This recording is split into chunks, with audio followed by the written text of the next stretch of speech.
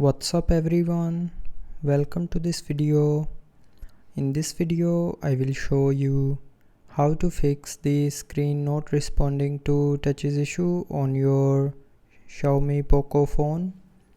So first of all, try restarting your phone. So to restart, press and hold on the power button and then swipe down this white circle, and when the circle gets green, then you can lift up your finger to restart your phone. Now after restarting your phone, the screen not responding issue will be fixed.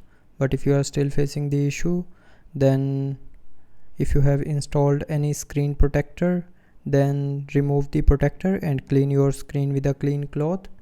And after cleaning your screen, it will help you to fix the not responding issue. Now after this, if you are still facing the issue, then try updating the phone's software. So for that, open settings. Now in settings, tap on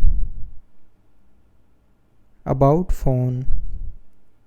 Now tap on software version, and then it will automatically check for available updates. So if you have any available update, then update your phone's software to the latest version, and after updating the software, it will fix your screen not responding issue.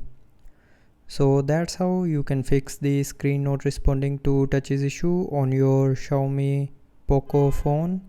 So I hope you liked the video. Thanks for watching.